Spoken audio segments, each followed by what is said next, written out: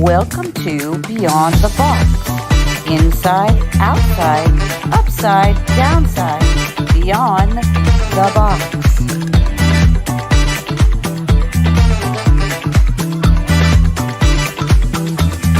Break it down. Our guests are insiders, now on the outside and the right side, dropping truth and nuclear intel bombs and breaking it down just for you.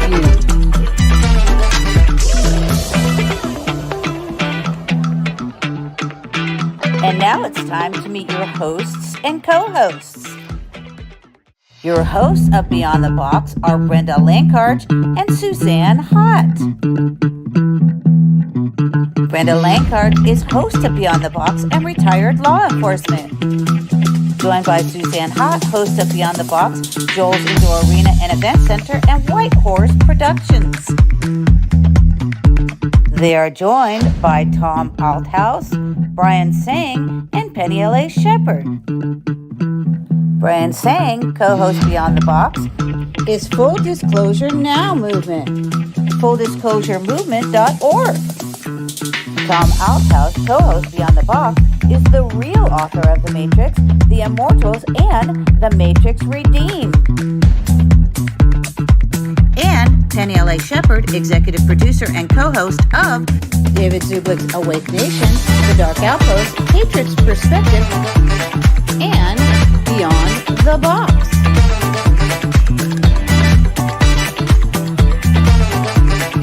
This show is for entertainment purposes only. Break it down. Inside, outside, upside, downside, beyond the box. Beyond the Box begins now.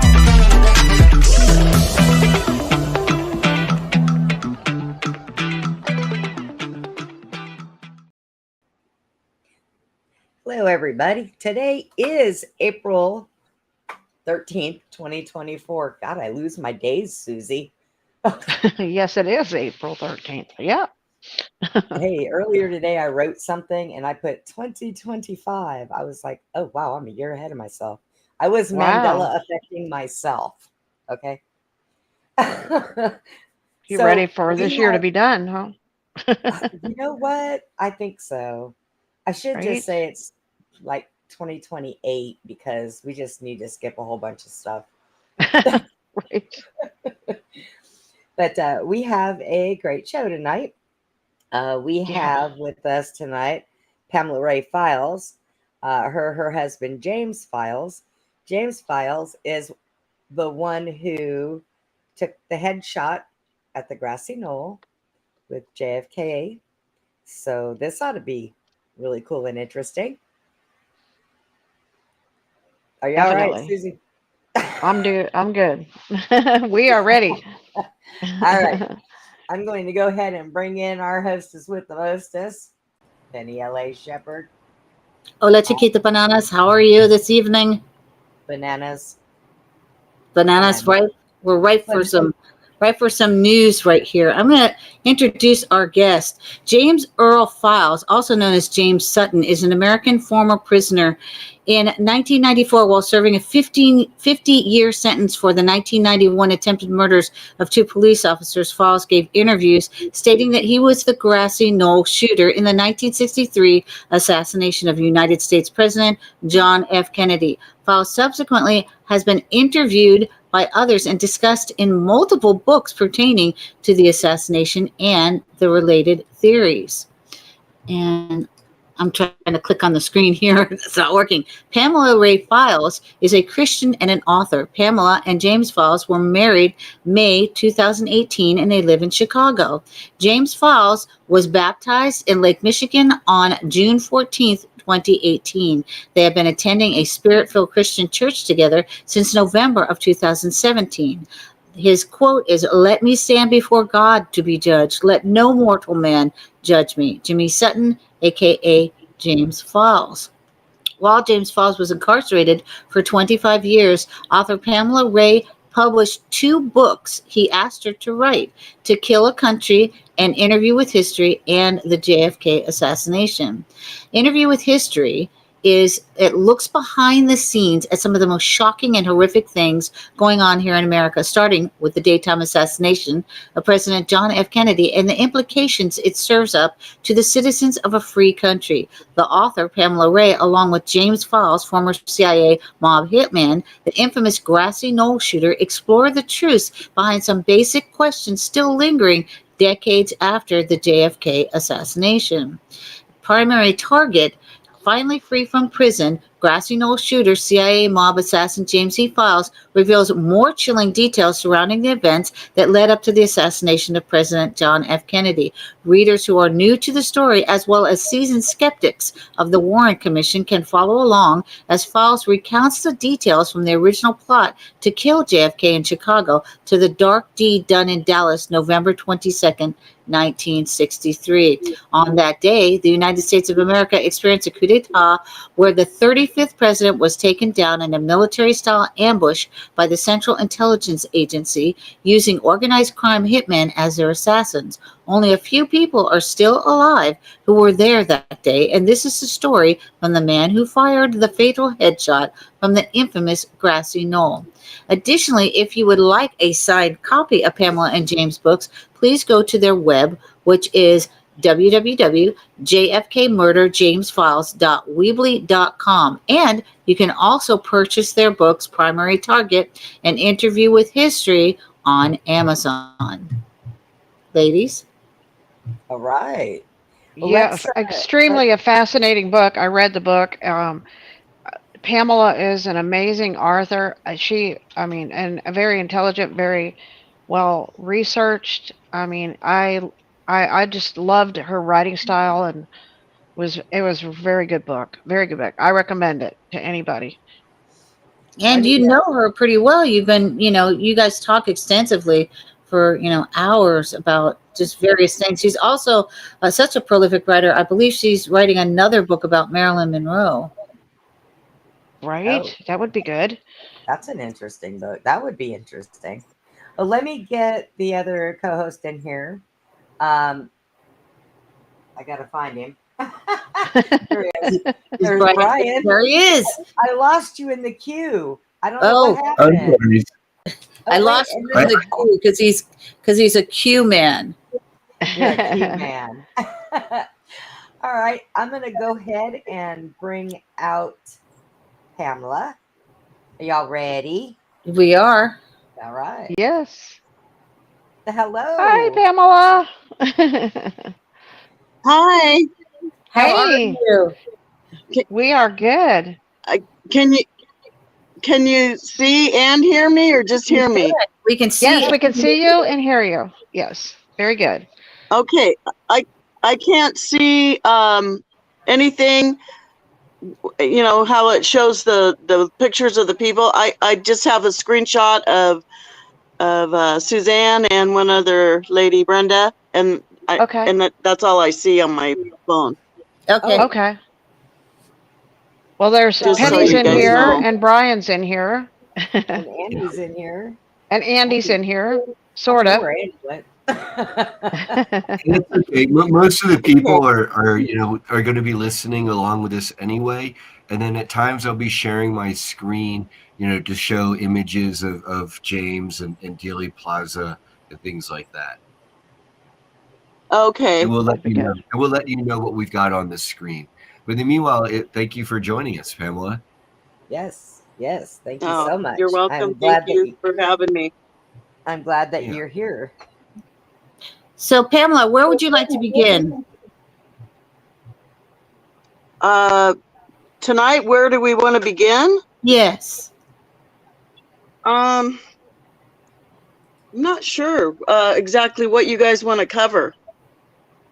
Well, do you want to start with number one? How did you guys meet? How did you meet James, your present husband? Okay. Wow. The short story is I found his Confession of an Assassin video in a Blockbuster video store over in Kahului, over in Maui, and I watched it and realized that he was telling the truth. And at the end, he was asked if he believed in God. The interviewer asked him that, and he goes, "Oh, I guess so. Found myself praying to him on several occasions, surrounded on a hilltop, and that kind of thing." And I could tell that he was close, but he didn't make that connection yet. So I was praying, and I felt led to write him a letter to say thank you for telling the public the truth, and if you need somebody to help you understand who God is, I'll be your friend. Anyway, that's kind of how it started. There's a big long story involved, but that's the initial starting. But for me to even think about the JFK assassination, I want to take it back a couple of years before that. And I was in my church library looking for books on Revelation, Daniel, anything to help me understand the end times, because I didn't feel like they were telling us at church what was really going on and preparing us for it. So I was just trying to do it on my own and figure it out. And that's when I found the book at the church library, High Treason, the Assassination of John F. Kennedy, What Really Happened. And I thought that was kind of a strange book to find when I was looking for, end time revelation books. And then, so I read that, and then I took it back to the pastor and told him, hey, this is pretty serious. Our country was overthrown, and, they pretty much shot their way into power, and they're still at it, and it's not looking any better. I think as a church, we're supposed to, talk about it and tell the truth to the people about what really happened.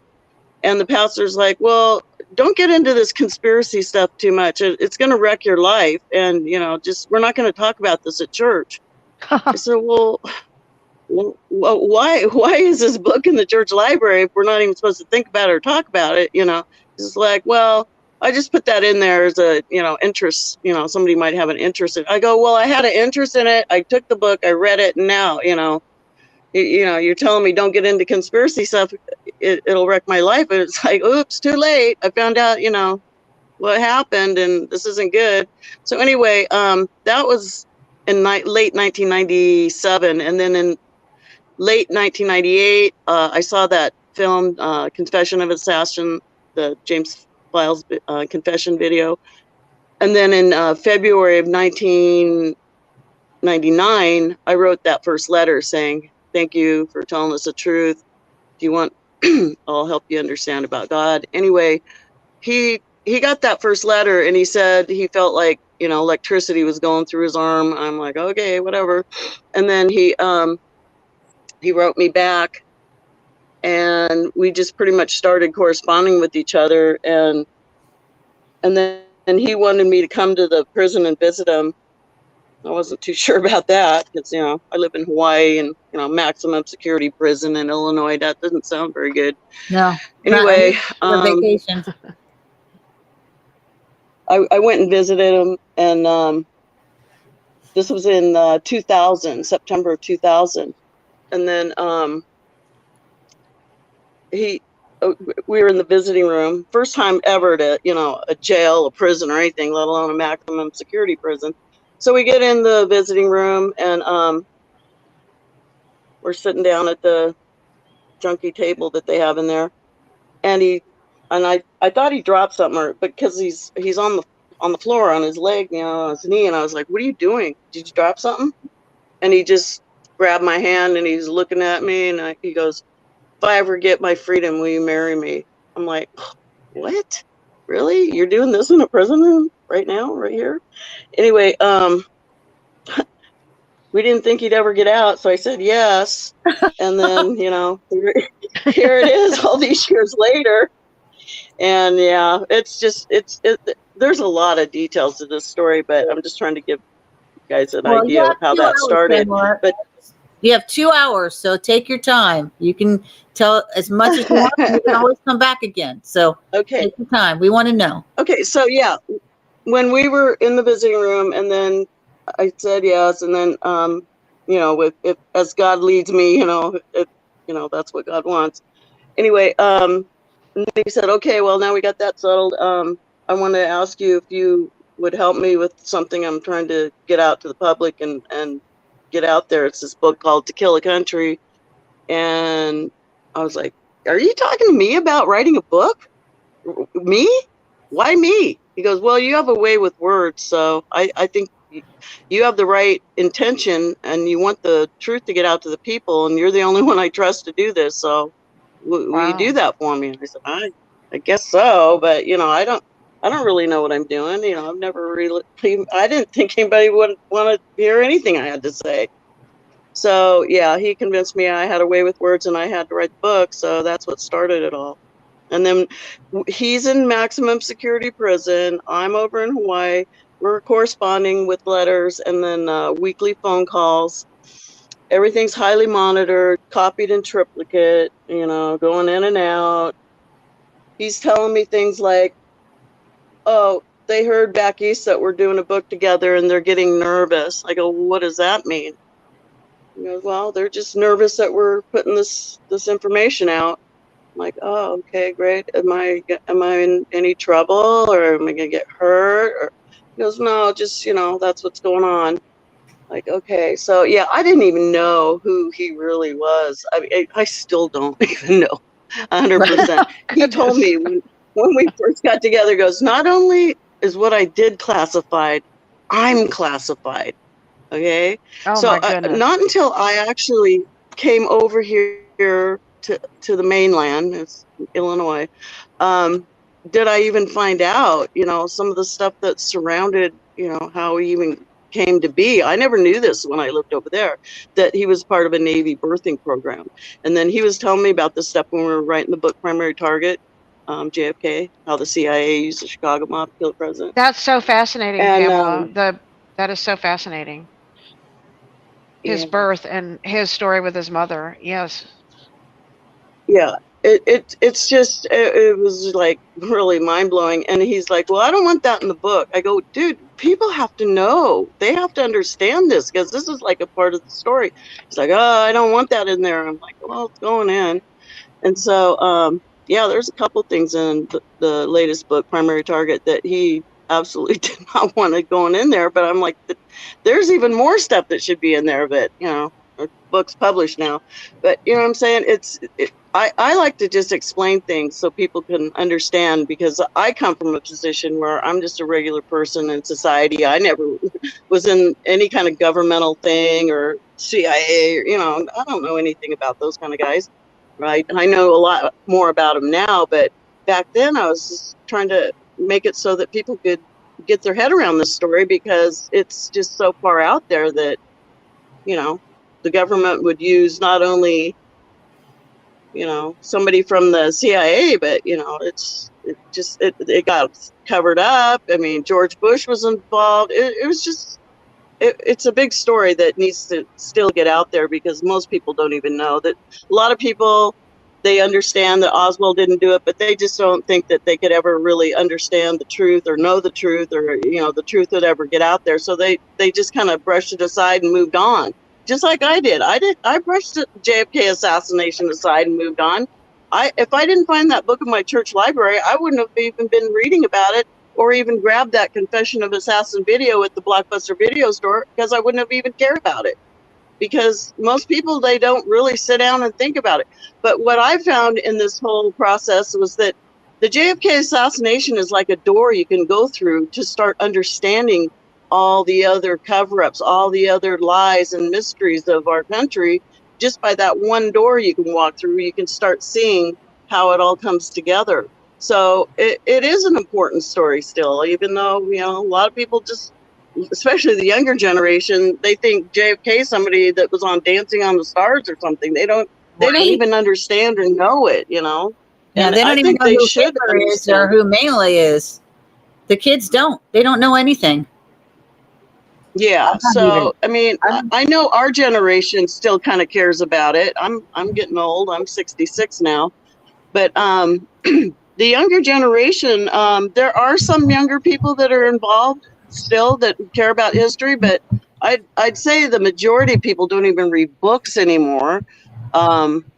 not everybody, but it's hard to get the information out unless it's in a way that it's a 15-minute video so people can get Right. some. It's just really amazing that people don't have the wherewithal to just sit and read a book. It's okay, but it just says sign of the times how it is. So, Anyway, I don't know how much you want me to talk about, as far You as can talk James about Files anything. and You can talk about You anything can you share want. anything, We've got Pamela. an hour and an hour and like 40 minutes. So And I've got a okay. couple questions for Well, Pamela that might help. yeah, ask questions, yeah, because I don't know where you really want to go. So, Pamela, I have to admit, I haven't read any of your books yet. Okay. A lot of my research that I personally done has been around like watching the Dark Legacy videos. Are you familiar with those?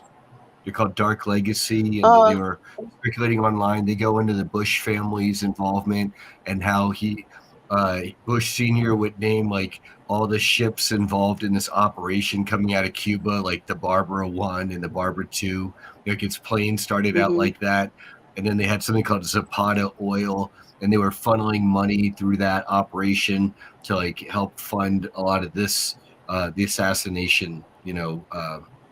The successful assassination of JFK.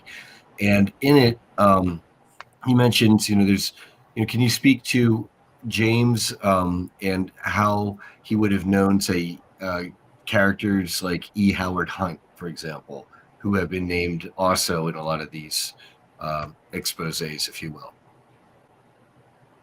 He probably met him through David Atlee Phillips, all the different CIA people. When he came back from Laos, I don't know. Do you know James Files' story at all? Like when he went into the military and then when he got out and getting into the No, CIA? Do you why don't you go understand in? any? No, why don't you go into that? Because obviously, a lot of the roots of this stuff goes back to these engagements in the Middle East and the Cold War. So please fill us in. Yeah. Okay. Well, I'll just run through that briefly. Okay. So he basically born in 1942. He went into the military. Well, in that Navy birthing program, his mother was part of a Navy birthing program where he was born from a test tube kind of thing, where he doesn't know the real dad, and his mom was like a surrogate mother. Okay, so that was in 1942. He's born January 24th, 1942. And then in 1959, he went into the Army, 82nd Airborne, and then they shipped off to Laos. And then he was over there on Operation Mobile White Star. It was like a sheep dip operation that the Army guys were over there, but it was a CIA operation. He didn't know at the time it was CIA, but he was just following orders, doing what he's told to do. And then Fletcher Prouty was the person overseeing, I guess, that area. He was in direct command of his situation there with Operation Mobile White Star. And then something happened where he had to kill a couple of his own officers, save face with the Laotians. Anyway, court martial thing. Sent to the Veterans Hospital over there by Chicago. I think that was 1960. Then David Phillips came into the Veterans Hospital, which is a CIA Western Hemisphere director. And he had a folder in his hand and it had an X number on it, didn't have his name on the file. Basically told him he was being recruited and he had some work for him to do down in Florida. Walked him out of the hospital, got on a plane, flew him down to Florida. First person he met was Frank Sturgis. Basically, Frank Sturgis was part of the secret army organization, and so they started training people for the Bay of Pigs, and George Bush Sr. was one of the first people he met as well. he recruited him into Operation Group 40. Him and Luis Posada Grillas were the first two people he recruited, and that's international, worldwide cross-border assassination group. Lots of stuff happened in the 70s with those guys. Really bad things. And, you know, blowing up cars, airplanes, people, you know, all that kind of stuff. When George Bush Sr. was the director of the CIA. Anyway, when he got walked out of the Veterans Hospital and joined the CIA, I guess they destroyed his records back there at the hospital, and then they've been destroying his records systematically, because right now he's, you know, 82, and I'm trying to get some kind of benefits for, you know, getting buried. It's not dead or anything, but you know, he's not gonna last forever, and I just want to get that set up for him. And you'd think I was asking, you know, something that I shouldn't be asking, but yeah, they're denying that he was ever in the military and denying him benefits, and Wow. so we're going through all that right now. I'm like, dude, he was so 82nd. First, he was Navy berthing, and then he was 82nd Airborne, and then he's CIA. Come on, don't you guys got a little space somewhere in a veterans cemetery that could put his name on it? No. We're gonna just resist this all we can. So yeah. Anyway, that's now, and what I'm talking about back then. But yeah, George Bush Sr. Was all involved with recruiting people into the CIA at that time. Back when he was getting confirmed for the director of CIA. Oh, have you ever been? No, not me. No, he was involved with the CIA way back then, and like you were saying, all those ships that were named that were part of the Bay of Pigs. You know, obviously George Bush Sr. had something to do with a ship named Zapata and Barbara. You know, Houston, all that kind of stuff. So yeah, kind of obvious. So James Files went into the CIA, and then they had him busy doing all sorts of things. Oh, he had to call in every day to David Atlee Phillips. I'm like, do you consider yourself Manchurian candidate? I mean, dude, you were calling in every day. Right. And so, and they would tell him, you know, okay, meet me at so-and-so, and go meet me at the Midway Airport hangar, because I got something for you to do, or meet me at such and such restaurant, and I'll give you your folder. And, you know, they wouldn't even say all that. They just say where to meet. And then if it was like, okay, well, you don't have anything for him to do, you know, you got the day off, you know. But every day he had to check in when he wasn't in prison. Like, that sounds a little controlling, but so yeah, he was just on call for wherever they needed him for whatever job they had, whether it was in the United States, whether it was in a foreign country, whether he had to go jump out of an airplane using the oxygen tank and using black parachutes to go into some communist country with a chip in his head, so in case he got caught, they were going to blow him up and cause a brain aneurysm, you name it. It's just a crazy background that he's had. And so that's not even a fraction of it. And like I said, I'd have to write an encyclopedia set for this guy, not just one or two or three books, because he's just done so many things. I'm like, how did you even do all that stuff when, you know, you spent from 1980 to 88 or so, you know, like good chunk of time in the 80s in prison, and then from 91 or 2 to 2016. I mean, those are a lot of years that you're in prison, and then you're still doing all that other stuff. He was his busiest during like, you know, the 60s and 70s. Obviously get thrown in prison in the 80s, you're not as available, but even those stories are incredible. Some of the people that would come in and, you know, talk to him, or, you know, the things that were going on, because his life overlapped with the Chicago mob too. So when he wasn't busy, you know, running around for George Bush and what's his name, you know, David Atlee Phillips, he was busy running around for Sam Giancana and what's his name, Charles Nicoletti and Tony Cardo, you know, all those Chicago guys.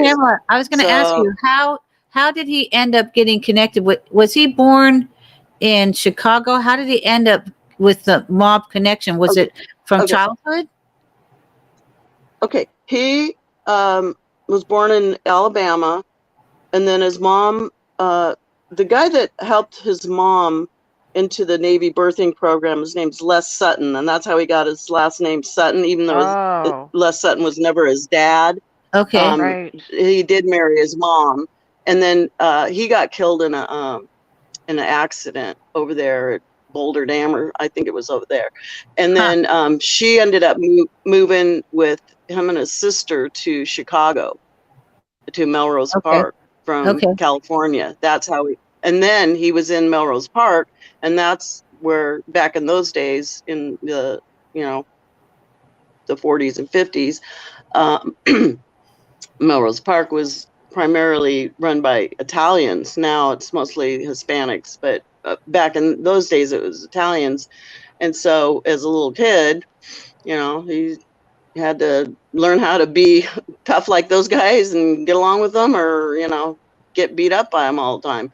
So he ended up being friends with them. And then I guess Jackie Cerrone was like an old time gangster that would come by this little sandwich shop they had, and they'd run out and polish his tires and hubcaps or whatever, wipe his windows down, and he'd give him $5. And so he was like his first exposure to those kind of guys. And then after he came back from Laos, pretty sure this is how it goes, Charles Nicoletti wanted him to be his driver, so that's how he got hooked up with those guys. And then they knew that he was hooked up with the CIA. I'm sure he didn't tell him the first day he met him, but he had to let him know that he had to make his phone call, and that if he had other business to take care of, that kind of came first, because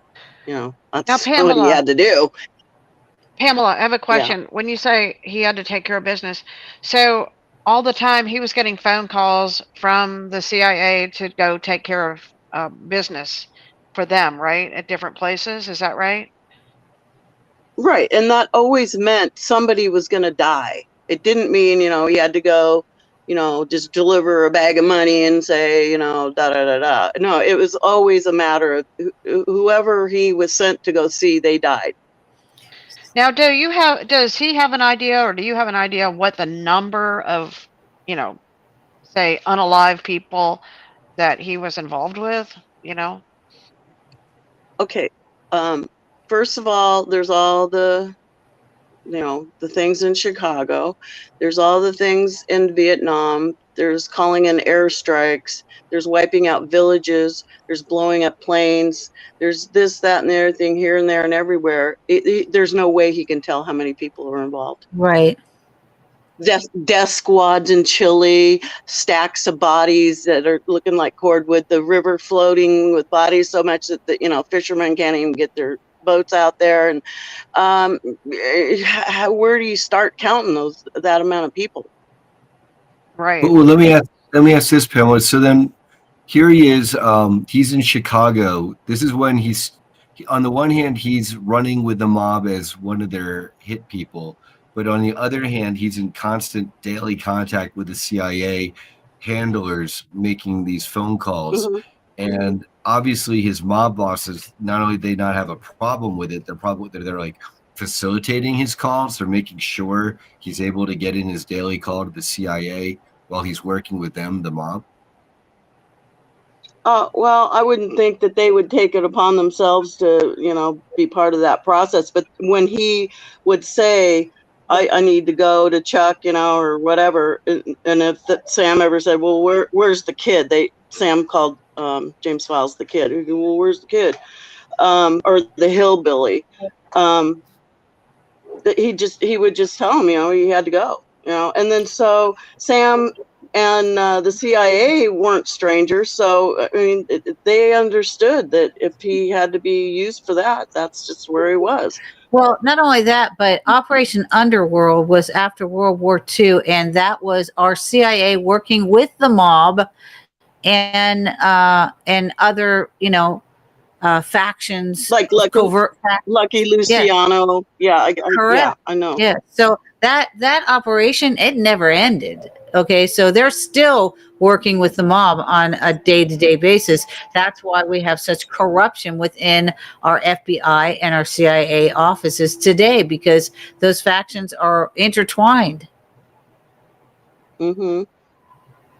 Well, don't get James Files talking about the CIA today. He thinks it's run by a bunch of liberals, and he doesn't have anything nice to say about today's CIA. I don't have thinks they're a anything nice bunch to of. say about it either. We're I finding don't out. have anything nice to say about their past, present, or future. Right? I don't like them. There was an That's article the one thing that we always didn't agree about. Yeah, there's CIA.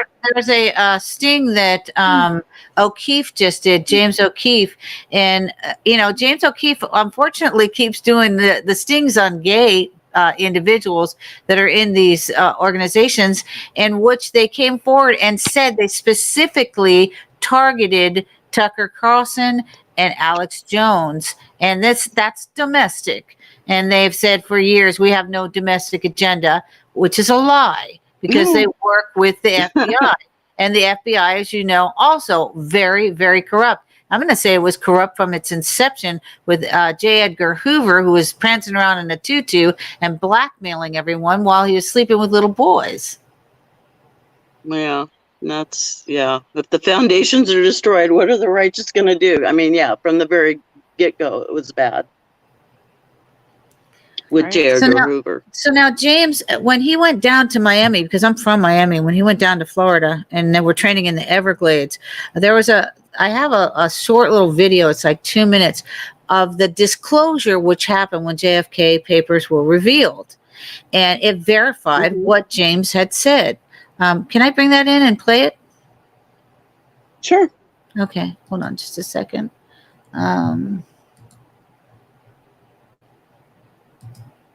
Okay. And again, if you'd like a signed copy of Pamela and James' books, which are Primary Target and Interview with History, please go to their web, which is jfkmurderjamesfiles.weebly.com. And you can also purchase them on Amazon. Now, this is the video. It's 2 minutes and 47 seconds. So they talked about the JFK files being released, but they talked about the Chicago mob being involved. Okay. And at the end, they said, well, we can't verify it. Really? Because it's verified. Here we go. Terrell, we've been waiting for years to see these remaining records from the JFK assassination file, and tonight some Chicago names in the fine print. New details about Chicago as a training ground for Cuban militiamen. As the I-Team has reported over the years, outfit bosses recruited crooked lawmen to train Cuban rebels aimed at protecting their homeland from Castro, who was about to douse the mob's lucrative gambling mecca in the tropics. Something has happened in the motorcade group. When the shots killed President Kennedy in this car in Dallas, Texas, the investigation that followed produced hundreds of thousands of records, transcripts, cables, pictures, and films. Tonight, here at the National Archives in Washington, the long-awaited and long-locked-up documents ordered released by the White House. In the files are expected details of Lee Harvey Oswald's connections to the Soviet Union and Cuba, and at least 9 files referring to Chicago and several individuals linked to the outfit. Most notably, this man in the light overcoat, former Chicago police officer and Cook County Deputy Sheriff Richard Kane, seen here escorting mob boss Ross Prio. Kane had deep connections to Chicago organized crime, according to investigators, especially this man, ruthless mob boss Sam Momo Giancana. The JFK files cite Kane's involvement in recruiting young Cuban exiles in Chicago, what experts believe was a mob effort to keep control of Cuba, and as the I-Team learned a decade ago, resulted in secret training in Cook County of a covert resistance force that never made it to Havana. Why would Richard Kane's name be associated with the JFK assassination paperwork? Well, there's some belief that Kane might have been working with the CIA in terms of making himself relevant and meaningful and important and get something for Richard Kane.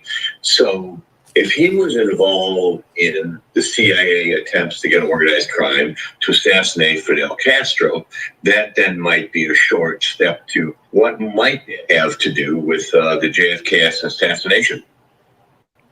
What is not in the JFK fine print is a Chicago mob smoking gun. Nothing to indicate the outfit set Right. up JFK's assassination. But the new documents strongly reinforce what our team has been reporting for years, that Chicago mob bosses had a keen interest in keeping Castro from taking over Cuba and extinguishing their gambling rackets. If that was among Richard Kane's failures, on December 20th, 1973, he paid for them, killed in a gangland hit as he walked into a sandwich shop near the Loop.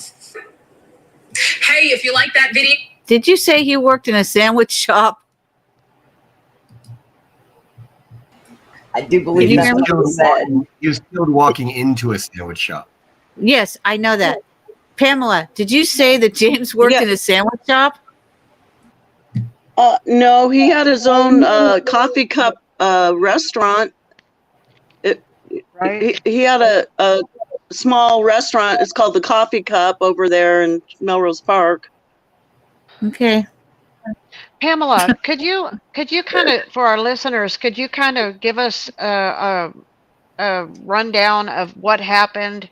You know, the people that were involved and how it was brought together, how James was brought in, and just kind of a little bit of rundown for the people that have never heard the story about that day on November 22nd.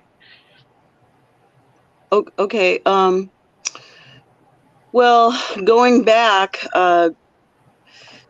Charles Nicoletti had asked James Files if he would be the driver and take the weapons down to Dallas. First, they were thinking about getting it done in Chicago, and then Tony Accardo nixed that idea because Tony Accardo's the main guy in Chicago. He's like the boss, even though people say, "Oh, Sam Giancana was the boss." Tony Accardo was the boss, and Sam Giancana worked for Tony Accardo. And so Tony Accardo, no, it ain't gonna happen in Chicago. We'll never be able to make money here. So no, you guys, it's not gonna happen in our own backyard. And so they just waited until they got word that it was gonna happen in Dallas. And then Charles Nicoletti came into the Harlow Grill and told James Files, "Come on, let's go. We're gonna go talk about something." And he said, "We're gonna do a friend of yours, gonna be the president." And James Files didn't have a problem with it. And so when at the right time, Charles Nicoletti told him to get the weapons ready and go down to Dallas and scope it out and just be on site and, you know, get the whole thing ready. As far as just that one particular part. And then, so James Files went down to Dallas the week before the assassination in November of 1963. And he was staying at the Lamplighter Hotel in Mesquite, Texas, which is just outside of Dallas. And here's this knock on the door. Only two people knew he was there. Charles Nicoletti and David Atlee Phillips. And he knew Charles Nicoletti didn't know Lee Harvey Oswald, so he figured David Atlee Phillips sent Lee Harvey Oswald over to the hotel, and he's like, "What are you doing here?" Because James Files knew Lee Harvey Oswald from before, from running guns in Clinton, Louisiana for the CIA. He's like, "Oh, the boss told me come show you around Dallas, you know, so here I am." So James Files spent several days before the assassination with Lee Harvey Oswald. They didn't talk about the assassination. They just went out and test fired some weapons, just going around the area just so he would know streets, dead ends, you know, railroad crossings, that kind of thing. And then the day before the assassination, they had gotten together, but then the day of the assassination, obviously they weren't together. Charles Nicoletti and Chauncey Holt came in into Dallas. There's that party at the Murchisons. All that was going on. There's a bunch of high-level people that were in Dallas. David Atlee Phillips had met with James Files the night before the assassination at a restaurant in Dallas, and pretty much just confirmed that everything was, you know, good to go. Charles Harrelson, was Charles Harrelson around there also? Did he see him at that time? As far as I know, he didn't see him. Okay. James Files didn't see Charles Harrelson, as far as I know. And then the morning of the assassination, James Files had to go and pick up Johnny Roselli at the Cabana Hotel, and then they went over to Fort Worth, the Old South Pancake House, to go get the to go meet somebody. Jack Ruby. James Files didn't really know. He knew of Jack Ruby, but he didn't really know him, or he hadn't met him. But Johnny Roselli knew him, and he was going over there to meet him. James Files was driving him over there, and then because Johnny Roselli wanted somebody to watch his back when he was meeting Jack Ruby, and so that's why he had James Files go with him. And then so they met at the Old South Pancake House, and then Jack Ruby gave Johnny Roselli the That's in envelope, Fort and it Worth, had right? The Pancake House is yeah, in it's in Fort Fort Worth. Worth. Okay. It's still there too, but it's Yeah, one that I've they eaten there had to many move, but it's times. still the same name. Yeah, Right, Old I've South eaten in Pancake there House. many times. Yeah. Okay, so Johnny Roselli got the package from Jack Ruby, and then then they left the Pancake House, and then on the way back to Dallas from Fort Worth, James Files and Johnny Roselli were in the car, and Johnny Roselli opened up the package, and it had a change in the motorcade route, the map, and it had lapel pins that had the right Secret Service code on it, so that people could be impersonating Secret Service people, and they'd have the right colors on, so that they wouldn't be out of place. And then he said, "Oh, they only made one change. They're not going to go down Main Street. They're going to take that turn on Elm Street." So that's when they found out that it was for sure going to turn instead of going straight down the Main Street. And so he dropped Johnny Roselli back off at the Cabana. That's where Charles Nicoletti was. And then Charles Nicoletti came down, and then they went over to the Dealey Plaza, walked around, checked it out. Charles Nicoletti was just like he's just using James Files as a sounding board. He's like, "Well, where's the best place for me to shoot?" And he goes, "Well, after looking in the area over Daltech building, probably on that second floor would be the best place." And so he's like, "Yeah, okay, well, that's where we got the room." They had gotten the room secured. Eugene Hell Breeding was friends with the Hunt Oil family down there, and so they were able to get into the room that was being renovated, and then it was locked behind them, so nobody could come in and watch them shooting the president. And so that's how they got into that room. But then he's like, "Well, if you were shooting," he wanted to know. He said Johnny Roselli isn't going to shoot because he got flown in on a MATS flight, military transport flight, and he's kind of spooked. He said the CIA is calling it off, and he doesn't want to shoot. So I want you to be my backup shooter. Anyway, so he's like, "Well, where did you shoot from?" He goes, "Oh, well, right, the best shot would be where I could have a clear shot, and it would be easy to do. Would be right behind that fence over there." And so that's where he told Charles Nicoletti he'd be, and he knew he was going to be up in the Daltech building. And if there were other shooting teams there, James Files was not aware of it. I personally think there were other people that were in their own little cell. Everything's compartmentalized. But he had no knowledge of any other shooters. But I know more than Charles Nicoletti's bullets and Right. James Files one single shot. That's what, like 3 or 4 shots, and way more shots were fired than that. So anyway, James Files positioned himself behind the fence. He walked around. He had a briefcase with him that had the XP 100 Remington Fireball, which is a single shot bolt action assassination tool that David Phillips had given him, and he'd used on a couple other assassinations before JFK. And so that was in a briefcase, and he stashed it by the box cars over there in the railroad station there, and just waiting for the motorcade to arrive. Another person came behind the fence. His name's General Ed Lansdale. he was the grounds coordinator for the assassination that day. He came and checked to make sure he was on station, everything's ready to go. Then he left. He was walking probably up towards the Daltech building to just to check on those guys over there. And so yeah, there was a team there. Lee Harvey Oswald didn't pull this off all by himself in that 6th floor window. And yeah, so okay, so they're in position. The shots start being fired. Kennedy comes around the corner off of Main Street onto Houston, then onto Elm. Shots start being fired.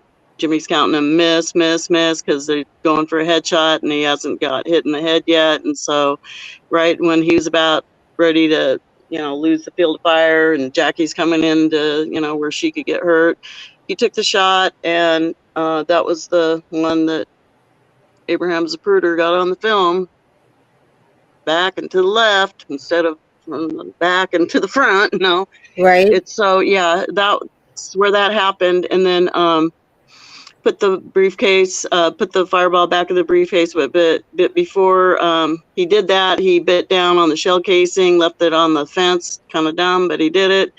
And then put the fireball in the briefcase, reversed his jacket, put his hat on, just walked out like he's a businessman leaving lunch. As he walked past the Daltex building, he saw George Bush Sr. leaning against the wall with his foot up against the building, just kind of watching him.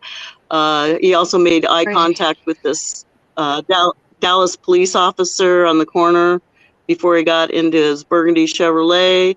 Charles Nicoletti and Johnny Roselli were already in the car. And they came out of the Daltex building, and they were already in the car when James Files got there. They got in, took off. He took them a little further down the way and made a few turns, and there's a gas station where they had a different car parked. He just dropped them off there, and then he went back to the Mesquite Hotel, lamplighter, went in, didn't take the weapons in yet, did the whole thing with the hot wax to get, paraffin off your body. And then when it got dark, he brought the weapons in, cleaned them. He knew that Charles Nicoletti had fired his weapon because he had to clean it. And that's the only way he knew he had fired a weapon, because he didn't see him shooting it. People like, how do you know he shot it? Well, he cleaned his gun, and he had the gun before that, so he knew that it had, it was ready. So anyway, all that happened. When he was at his hotel room, after the assassination, he heard a knock on the door. He's like, oh, great, now what? And so he opens the door, and his friend, childhood friend, Gary Marlowe's standing there. And he's like, I need to give you something. And, he's like, what are you doing here? Does everybody know I'm here in Dallas? Right. I had to burn a cop, and I don't want this gun. He goes, I don't want it. I got enough problems. I don't need your gun. So anyway, he sent him away. But this is the guy that actually had shot Officer J.D. Tippit. He's his friend, Gary Marlowe. And Right. he knew him. Gary Marlowe knew Officer J.D. Tippit because they had both known each other from, I guess, just call it intelligence things going on down in Florida. He ran the fishing camp down there where they were training Cubans. It's like a people center where they shuttle people in and out. And so Gary had that job. But Tippit was down there for some reason doing intelligence work. So they knew each other, and that's why when Gary was supposed to go out and kill Oswald, and then when he was out looking for Oswald, he ran into J.D. Tippit, and that's why J.D. Tippit didn't draw his gun or anything, because he knew Gary, and then Gary just had to shoot him. I don't understand how all this works, but this is how they treat each other. And so yeah, he shot him, and then he showed up at the hotel trying to give the gun to James Files, because whenever they do a job, this guy named Wolfman, he makes the bullets for James Files, or he refashions the guns, takes them apart, puts them together, files off this or does that, whatever. He's a gunsmith. And so it wouldn't have been out of the ordinary for Gary to give Jimmy that gun, but he's like, no, I don't need that gun. So anyway, Gary and Jimmy had known each other for a long time, since childhood, and that's a person that nobody ever even suspected was going to be in Dallas, and including James Files. And so yeah, he most people didn't even know about him until just in the last, I don't know, 15, 20 years. He didn't want his name out there because of his family, but we're just trying to tell the truth about what happened with this whole story. So yeah, going back to Dallas, James Files spent the night there and then drove back to Chicago, during the daylight hours, and then it was back to business. And I said, you guys didn't even talk about it? He goes, no, not really. No, we don't talk about things we did. And so the guy Wolfman, that his name's George Calora, he's the one that made the mercury rounds for the Remington fireball that James Files used to fire the shot at JFK.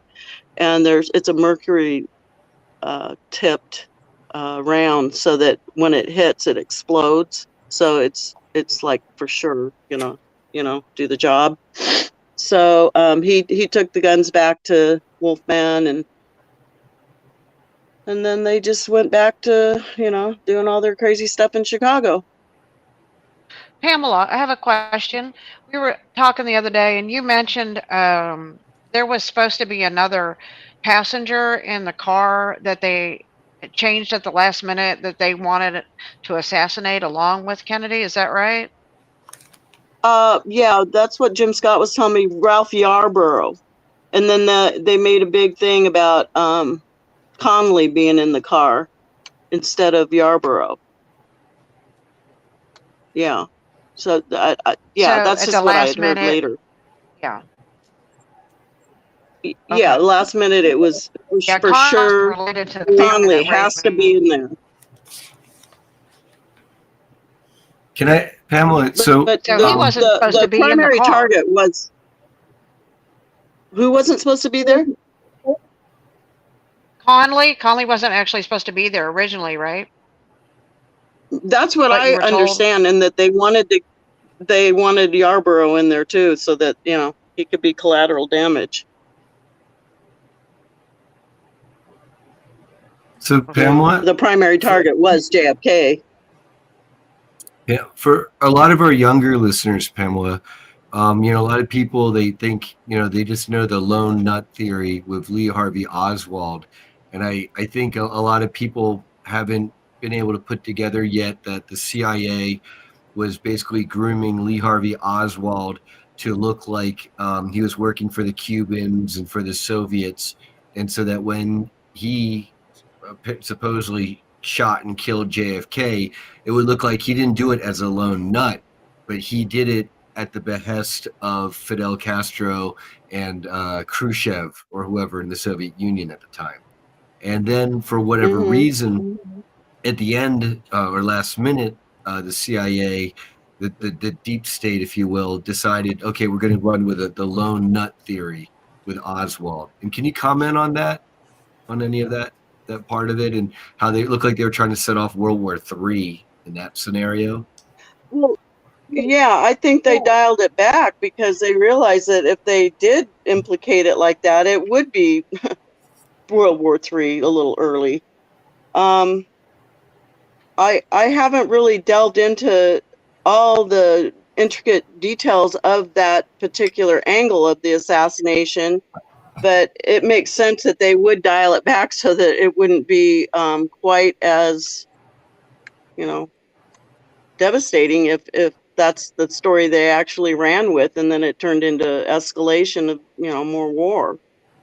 I haven't studied it to the point where I understand all the different aspects of that part of the assassination. I studied a little bit about Oswald, and when he said that he thought that he was a patsy, he'd been working with Dr. Mary Sherman at a place called the Mouse House, and they were weaponizing cancer through one of the universities there, and that's why Clay Shaw was the only person ever to go to trial for the murder. But what do you know anything about the? This was Oliver Stone. I think you met James Mars, didn't you? Yeah, Jim Mars. Yes. So Jim Mars. Yeah. It was stated that Jim Mars was actually, his book Crossfire was the one that was utilized for the movie JFK, which was directed and produced by Oliver Stone. Is that correct in your assessment? Okay. So yes. in there, they when I did a little bit further study, and I wrote a chapter on it. It's about Dr. Mary's monkey and Ed Haslam, who his dad worked on viruses, and Dr. Haslam's Ed Haslam's father, who was a virologist, was working with Dr. Mary Sherman, who after the murder of JFK, she left the United States. When she came back, she was murdered in her own bed. And I'm not sure why they burned her, but she was missing an arm. They burned her. And I'm not sure why that whole thing happened. But in that interim was when it was after Oswald came back from Russia, which that's where he met his wife, which I believe was also a handler, and an asset. And I think he was MK Ultra'd over there for sure, Manchurian Candidate style. But when he was working at that Mouse House is when he said I believe to Dr. Mary Sherman, that he believed that he was being used as a patsy. He believed that at that time. And that was days or weeks before the assassination actually happened. Well, yeah, not to bring up a sore subject, but his girlfriend too mentioned that he had said that if anything happens to Kennedy, they're going to try and blame me. Yes. I already know that. If something happens, they're going to try and blame me. So why he knew, and that's why Ruby was actually Rubenstein was his actual name. Do you think that these orders actually came down from the Zionists in conjunction with the mob? It's hard to really say on that one, but something in the book that struck me was when I was going down to interview James, and I read how he had said that JFK said that Israel was lying to them. Every time he went over there, they would lie about their nuclear possibilities, and he was very afraid that they were going to get nuclear capabilities. So that was in like the first part of the book that you wrote. When I read that, because right now we're at war, and just today, Iran and Iraq are now bombing Israel, and as we all know, Israel and Hamas, and Israel has talked about, dropping nukes on Gaza. So what JFK had tried to prevent a year after his death, it started happening. Yeah, Israel's had a nuclear program for a long time. Yes, they've been able to have a nuclear bomb for a long time. Yeah, it was in the beginning of the first chapter or so, because I remember reading it to Susie how JFK had said that every time he came back from Israel, they were lying to him about their nuclear capacity, and he said he did not want to see them have nuclear capacity. And the following year, because he said those bastards lied about. They said that they had nuclear stuff, but they didn't actually have nuclear stuff, and they had drawn up like a fake deal and trying to get Kennedy to give them, to help them get nuked over there. And so he didn't trust them. He didn't feel comfortable with Israel having nuclear weapons. And Mhm. Pamela, what is your take on, some of the reasons you think that the CIA and all that, and which Lyndon B. Johnson, we know, uh, from Texas, and who was part of it along with the Bushes, and there was a lot of the good old boys, as we call them here in Texas, was involved with the mob and the CIA. So, what do you think were Mhm. some of their reasons for wanting to get rid of Kennedy?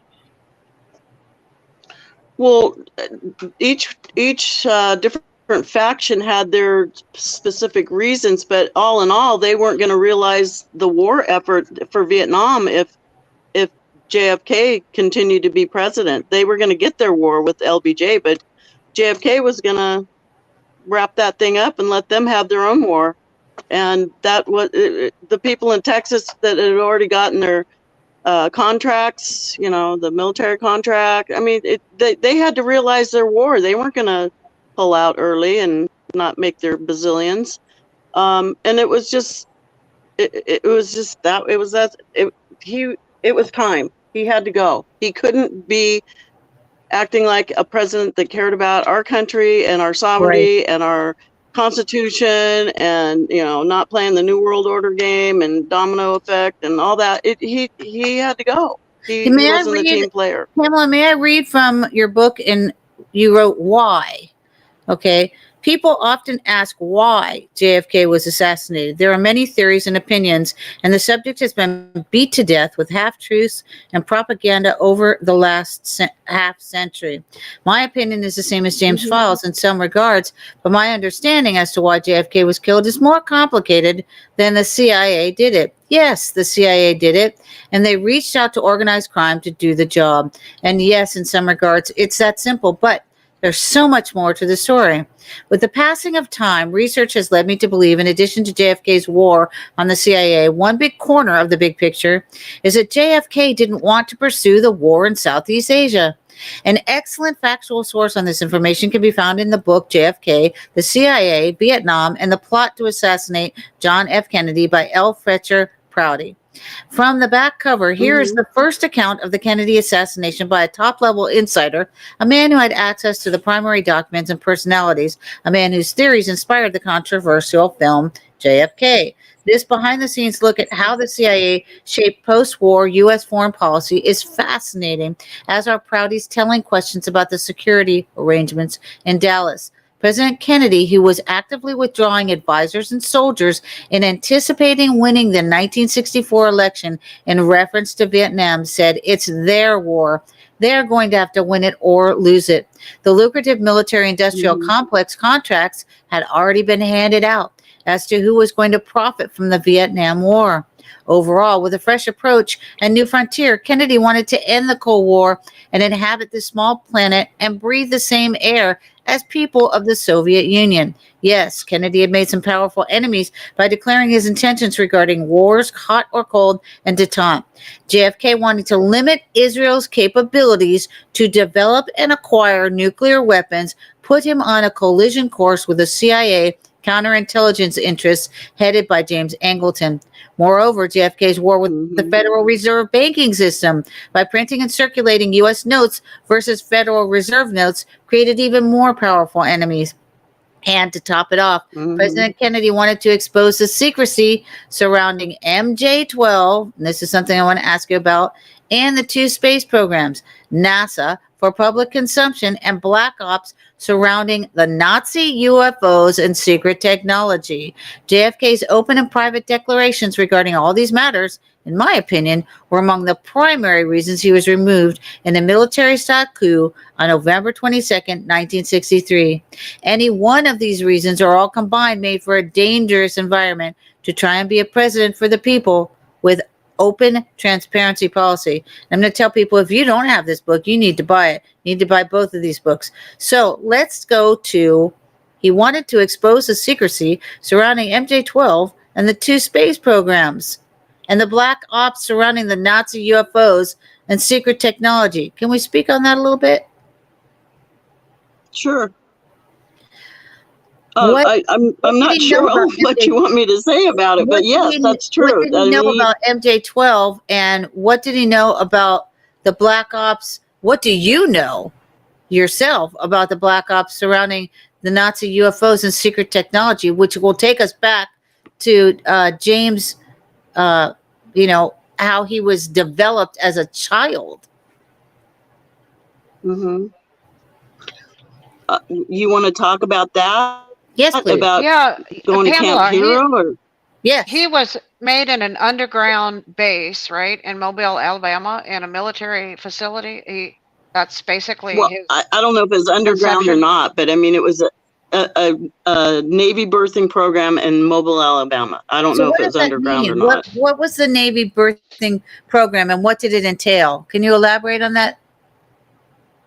Well, I don't think they've ever really disclosed any of that, so there aren't a lot of details about it. But my opinion is that they were just trying to create a super Super soldier. soldiers? But yeah, that's what I think it was, because James Files wasn't ever supposed to be going to school, going to regular school. He went to Camp Hero. That's where he went to school. And he didn't learn, all the things that kids learn in regular school. They focus more on being able to read maps and do calculations. Your math was important, and reading maps and Army manuals was, that's what you had to learn how to read. So, So is he part of the Montauk Project, Pamela, if I may? Because when you say is he what? Camp Hero, when you talk Camp Hero, right? A lot of us associate Camp Hero with the Montauk Project, and as shown on the show, Stranger Things. Yes, Montauk, Brookhaven, Long Island. I don't know what else to call it. It's over there on Long Island, Montauk Island. It's he was part of not only that program, but other programs when he got older too. He was at Fort Meade as well with the MK Ultra.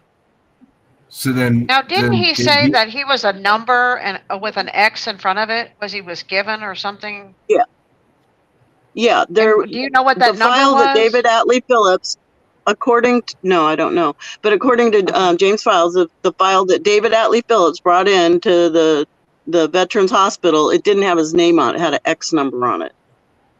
Like it said X and then whatever, number after it, and that it didn't say James Sutton, it said the X number. So obviously they gave him a number when, they did the whole program. And that's how they referred to him, because that's how they referenced him. I mean, that when we went out and we had dinner, and he told me that, you could have heard a pin drop. I was shocked. I was also shocked to find out that he was involved in those programs, and I was also, I was just astonished because, I married Dr. Zenos, and I became Mrs. X and 11 from Stranger Things. So when he said they put an X in front of his name, and I was involved in these projects, Brian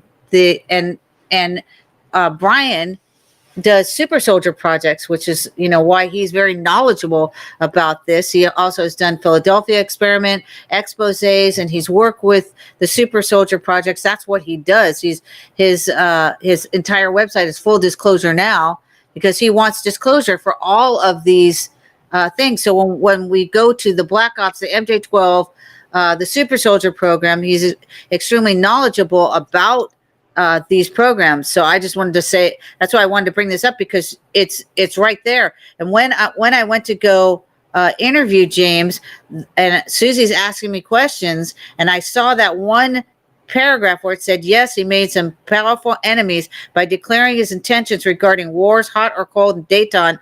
He wanted to limit Israel's capabilities to develop and acquire nuclear weapons, because right now they have been talking about nuking Gaza.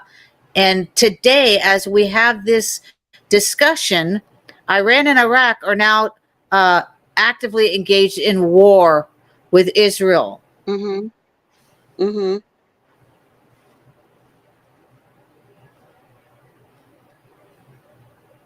Thoughts, anyone? Yeah, we're on the edge of World War III. I agree. Brian? Well, I want to ask Pamela, given all these players there, going back to Dealey Plaza, you've got George Bush Sr. leaning up, against the wall there of one of the buildings. There's also, Daltech, the or Daltech. Texas School Book Depository. So, Okay. Yep. Yeah. And those buildings from the map, it looks like they're right next to each other, right there at Dealey Plaza. uh-huh. And then you've got, Uh-huh. this always struck me as very interesting. I'm going to share my screen again here. You've got Philippine de Rothschild. Looks like she was the babushka lady. And so in pictures yeah? of Dealey Plaza, yes, you've got this lady known as the babushka lady, and she's kind of like wearing like a head wrap and sunglasses, but she has a very distinct face and a very distinct smile. And then you've got like pictures of just, Philippine Matilda de Rothschild, and it looks just like her. So it looks like the intelligence community and the deep state royalty, if you will, they all kind of wanted to show up to like a big event. It's almost like I'm surprised she didn't have popcorn. It was like a gladiator show Right. or something. Yeah. Yes. Well, not only that, Yeah, it JFK, was. also there's a whole series that you should watch, JFK and the Occult. So while JFK was, a very beloved president, duly noted, he was on morphine and cocktails because he had back problems. He also was a prolific individual who slept with assets of the deep state, Russian mobsters, as well as he knew Sam Giancana because they shared a lover. They shared Judith Exner Campbell, and also most notorious was Marilyn Monroe, who also knew him very well. Now, what you were telling Pamela the story about James Files drove 3 men to her home or something that night or something, or wherever she was staying, or picked him up from the airport or something like that. Okay, for Marilyn Monroe, James Files took Charles Nicoletti and 2 other guys to the airport not at the Chicago O'Hare, but it's the old Powwaukee Airport, and now it's Executive Airport. It's north of O'Hare, but he took them to the airport the night that they flew out to LA, and then the next day he came and picked them up.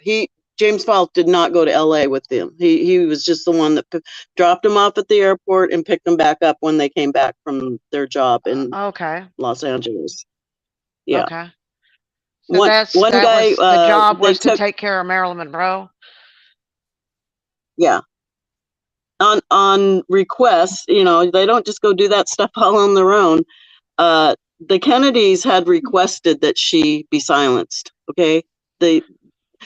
Yes, because Sam Giancana, she was going to talk about her affair. She was not just having an affair with JFK, she was also having one with RFK. And so she was going to, talk about that affair. I think she was pregnant with JFK's baby. Yes, she was pregnant, and they didn't want that out. Yeah. Yeah, and she wouldn't get an abortion, and her friend Jeannie Carmen said, "Hey, Marilyn, you got to do it. You can't just have this kid. There's no way." And so, yeah, she wouldn't get the abortion, swore about it, and the whole 9 yards. And she's like, "Blank those Kennedys. I'm having this baby, and I'm going to be the first lady." Oh yeah, well, that's how that worked out. Right. Yeah, she actually ended up getting after her happy birthday. She ended up getting fired from the studio because she had taken time off from the studio. She was, drugged by the studio heads, which ran everyone's lives at that time. And we also need to duly note the integration between the CIA and Hollywood. So Roselli he actually also had some bouts with tuberculosis, but he helped exert influence while he was brought into the Chicago mob by Capone himself, and he met in L.A. So with at the Biltmore Hotel, I actually played there, and then he was given to exert influence over Hollywood and Las Vegas. So he was situated, even though he was in the Chicago mob, he also was in Hollywood and in Vegas and running ops out there, which is why when the five families, they migrated into Miami. And that's where we're having all the operations in which James Files was involved with in Miami, training. Oh, wow. They used the assets in Miami, and he was training in the Everglades and other places. So we're talking about a spillover, which basically the mob and Alan Dulles, the Dulles brothers, pretty much owned America. And they were running everything, which is why JFK fired Alan Dulles. And it was my understanding that Alan Dulles might have actually been there that day too. Is that correct? Do you have any knowledge of that? As far as I know, he wasn't. I thought he was somewhere else just to have a convenient excuse of being somewhere else. I forget where he was, but I don't think he was in Dallas. Alan Dulles. There's a lot. But JFK, before he was assassinated, I don't know the exact date, but it was, not that long before, gave his speech about secret societies and how they're ruthless and they need to be exposed. And then also Dwight Eisenhower in his his farewell address, military industrial complex speech. I heard a teaching not too long ago, and I hadn't even thought about this part of the military industrial complex, but he was warning about the mind control capabilities that the military had. I think he was warning us about that as much as anything else, about just, the guns, bullets, and, planes and tanks. I think he was trying to warn us about mind control. Yes, and I'm studying that right now. So and it's amazing. That speech, Pamela, was given in New York at the Waldorf Astoria Hotel, April 27, 1961. I'll just read a little bit of it because it's so long. The very word secrecy is repugnant in a free and open society. We are, as people, inherently and historically opposed to secret societies, to secret oaths, and secret proceedings. We decided long ago that the dangers of excessive and unwarranted concealment of pertinent facts far outweigh the dangers which are cited to justify it. Even today, there is little value in opposing the threat of a closed society by imitating its arbitrary restrictions. Even today, there is little value in ensuring the survival of our nation if our traditions do not survive with it. And there is a very grave danger that an announced need for increased security will be seized upon by those anxious to expand its meaning to the very limits of official censorship and concealment. This could have been written today. That I do not intend to permit to the extent that it's in my control. So, it's a very long speech, but that was given 2 years before he was killed. But that was the heads up. We need to get rid of this guy. Now, Pamela, you when we were talking the other day, you said that James remembered one of his triggers, a phrase or something that was said. What was that? I was just, we were talking about Abraham Lincoln. For some reason, I was reading a Robert Frost poem, and at the very end, it said, I have many miles to go before I sleep. And he goes, what'd you just say? I go, many miles to go before I have to sleep. He goes, that's a trigger. I go, what? He goes, yeah, that was a trigger phrase that, I go, well, am I in trouble? I mean, what does that trigger you to do now? I mean, am I safe? So you know why that's a trigger? Because he's a sleeper. A sleeper is an MK Ultra asset. That's why it was a trigger. I have many miles to go before I sleep, because we are referred to as sleepers. MK Ultra assassins are sleepers. And so when they hear that phrase, say he's talking to David Atlee Phillips and he hears that phrase, for some reason, I'd never heard him explain it like that. But I mean, if he hears that phrase, he knows he's supposed to go do what he's supposed to go do. Right. But here's the thing. I help deprogram MK Ultras. I deprogram myself, and it can be done once you're aware of that. It's like when you're put under hypnosis, they'll say, all right, when you go to sleep, when you wake up, you will be feeling refreshed and you won't remember anything. Okay, and that's part of the MK Ultras, the hypnotic suggestions, post suggestions. If you don't know those suggestions, Kreskin hypnotizes somebody on stage. He says, when you awaken, you will hear supercalifragilisticexpialidocious, and you will cluck like a chicken and start taking your clothes off. Now, if you're not apprised of that word, that's a code word, when you're 99 and someone says supercalifragilisticexpialidocious, you're going to stand up and take your clothes off and cluck like a chicken. But if you do know that that is a code trigger word, once you ascertain that that's what it is, it's over, because it can no longer affect you. Like they would call your house. It was done to me. They call your house. Oh, right. You're talking to somebody, they say the moon is blue, and the next thing you're in a complete state of hypnosis, and then they give you your instructions. Okay, Penny, you're going to go to the Hilton Hotel. You're going to sit down with the pianist. You're going to sing a song. And then there's going to be a guy that comes up, and he's going to buy you a drink. You're going to go up and sleep with him, and you're going to put this powder that we put in your purse in his drink. And then you're going to sleep with him. You're going to wake up in the morning. You're going to leave, and you'll never see that person again. Well, 2 weeks later, that guy dies because it was a slow-acting poison. But you don't even know the guy's name, and you never realize that you were just used as an asset for the CIA to murder somebody. Nobody's the wiser except for the CIA. Now, where is it true, Pamela? Like, if he heard that trigger word, he would be compelled to make a phone call. Is that what he would do? Hey, Jim, what would happen if you heard that trigger phrase?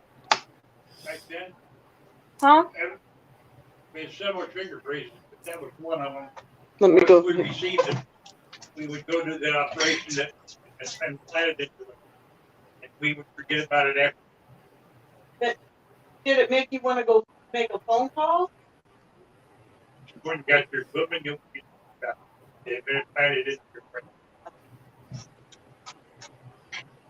He said he would just it would just be implanted in the brain, and he would go do what he was supposed to do, but it wouldn't trigger a phone call. It would. Right. It was Because already something. It could be different each time. It could be different. It is the trigger word. For instance, when I was at James McDonald's church, he did a trigger word on me. Like 30 years later, John said to me, "Penny, do you want to know why my parents named me John? That's my agent." And MK Ultra Handler, I said, "Not really, John, but I know you're going to want to tell me." He said, "They named me after John in the Bible. There was a man sent from God. His name is John." 30 years later, a pastor told me that, and it was like, is this guy reading my thoughts? A trigger. Yeah. He told me this, and he said, he started talking about, because I prayed and I said, "Hey, am I supposed to represent this one individual? He's a dog ventriloquist. I won't say his name." And I said, "Am I supposed to represent him?" And God, by the way, because I was praying, and I said, "Who's my next husband going to be?" So he starts talking, and he comes out and he says, "I'm going to prophesy." And I'm like, "What's that?" And then he says, I've only done this one other time in my life. And I'm wondering if this guy is reading my thoughts in the green room behind the church, right? Like, how does he know what I'm thinking? I'm praying in the church, but how does he know what I'm thinking? And he starts talking about John. And I'm like, "Oh, no, not John, not John." And then he says just those very words in that sequence. It's a sequence too. He says, "There was a man sent from God. His name is John." And I got up and I wanted to throw up. I felt like I'd been hit in the stomach with a Louisville slugger. I got up. I was dizzy. I walked out into the foyer, and I saw another person that was dizzy. And he looked right at me when he said it, because I was sitting in the second row behind this deaf guy, which every time I sang, he turned his hearing aid off because I was very loud. And the pastor knew who I was and knew I never met him, but I corresponded with him. So that is, and then I asked somebody, hey, can you get anointed with words? I researched that. I went to another church right after that, which was Bill Hybels' venue. Both of those men fell, by the way, because Bill Hybels fell due to allegations of sexual impropriety within the church, and there were a bunch of satanic references in that church. And then James McDonald also fell because of fiscal malfeasance, and he was taking money from a slush fund. And then also, according to Mancal Mueller, who is in Chicago, he said that James McDonald, who was at Harvest in Elgin, he said that he solicited a hitman from him. He's a radio personality. He's not going to get a hitman. And then also was throwing knives at a picture of another pastor. Hey, I want that guy to be my pastor, soliciting a hitman. So yes, I believe the pastors, the higher ups, are their MK Ultra handlers. They're put in place in order to influence presidents, in order to be able, because that was a trigger. So the pastors have those triggers too. Wow. And you wonder, when I was coming out of MK Ultra, I was like, well, who has my codes? Right? Like I had a handler that worked at the DAV, and he told me that he'd stepped down from being commander because he knew that I was coming. And I was like, okay. And then at one point he said a series of words and I blacked out. Uh-oh. But now I know, and he even told me, no, Penny, they can't do it to you anymore because you're on to them. Because now you're questioning everything. So if somebody tries to put you in that hypnotic state, it negates it. And that's what I try to help people with MK Ultra, is I try to help them, to recognize the satanic references and the frequencies in movies and in music and in literature. It's written in the literature too. You'll pick up a book. That's what Catcher in the Rye was about. Why did all the assassins have the book Catcher in the Rye? What's up with that? I don't know. So, Pamela, I have a question. So after all is said and done, everything that has gone on with James, you meeting him and getting married, how is life now for the two of you? How is life now? Yes. Is that what you were wondering? Yes. Well, it's really great as far as not living in Chicago goes. Back in October of 2021, we moved. It was quite the adventure, but we moved.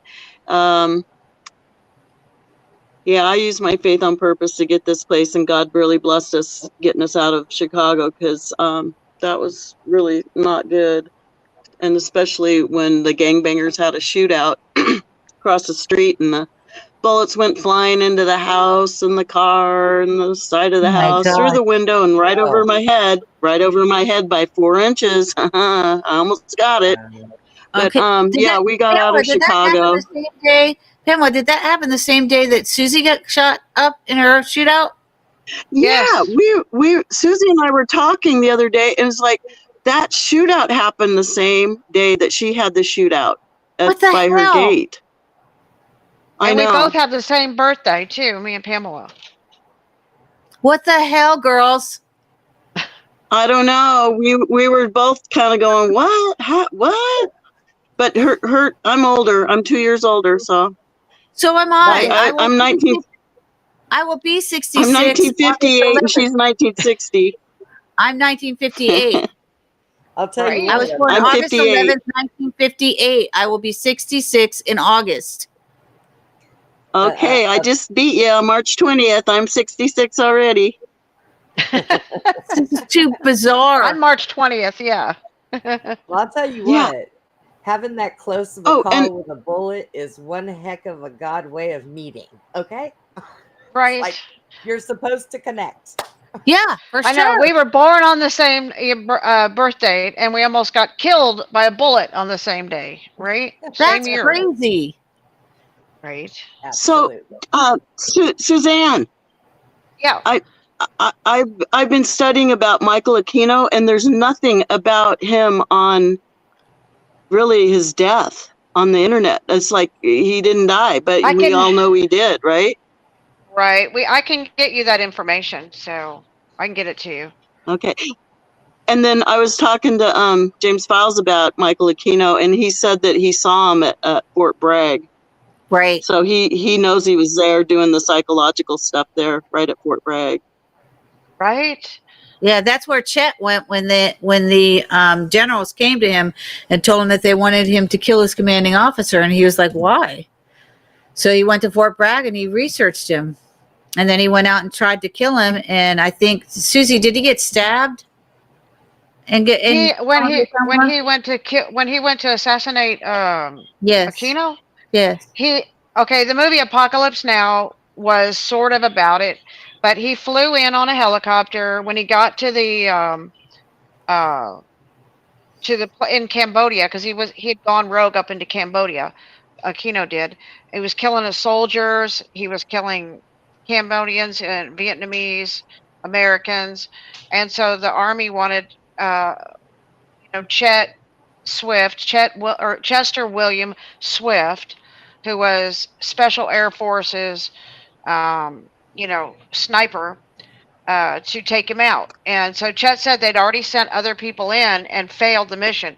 So Chet flew in on a helicopter. When he got there, he was ambushed, stabbed in the back, sort of, got gangrene, and then he ended up having to be rescued out of there. He thinks they poisoned him, drugged him when he got there, and that's why. And then Aquino got away, and I said, well, why didn't they go after Aquino then after that? They said because the army forgave Aquino because they could utilize him because he had abilities to summon all the demons, and so he was using these demons in Vietnam to scare, because they were getting shot down. He said a lot of the helicopters were getting shot down, and the demons would scream in the jungles, and it would freak them out. And so Aquino was commanding all these demons, so that's why they were using him. So he had all these abilities and black magic and witchcraft, everything, the whole work. So that's why he stepped up and then started the Church of Set, and then he was a high level military asset, which everybody who's ever been ritually abused normally at the hands of Aquino, right? John Brennan, well, we have, what is it? Jesse Zabotar came out and gave a statement that she was trained under John Brennan, head of CIA, and Michael Aquino. So they were all working together with the CIA. I don't think that the military forgave him. I think they were probably afraid of him. I mean, well, the evil more than likely, when you deal with Satan himself, I mean, you're gonna sit there and think twice. If he knows somebody's coming every time they come for him, then they probably said, you know what, forget it. Before he comes after us, let's just make amends. He had a lot of demon protection by demons. So let's put it that way. If you can imagine one person could summon that many demons, that's somebody that you better be armored up, spiritually, if you're gonna stand up to somebody like that. Suzanne, when we got done talking, I looked up Anton LaVey, because Michael Aquino was with him at the Church of Satan in California. Yeah. And oh my gosh, there's this pastor, David Evans, who ended up letting Anton LaVey's daughter stay at his house with his wife, because she needed somewhere to go, but they didn't know that it was Anton LaVey's daughter. Long story later, this her name was Ray LaVey, but then it's not Zena, but it's Ray LaVey, and she was supposed to be the bride of Satan, sacrificed, like she'd been groomed for that, and Anton LaVey was, like really mad at the preacher because, he's hiding out, his daughter that was supposed to be used in the Halloween sacrifice. Anyway, long story later, a lot of prayer, a lot of, spiritual warfare going on. The end of the story is that the pastor with his prayer team, oh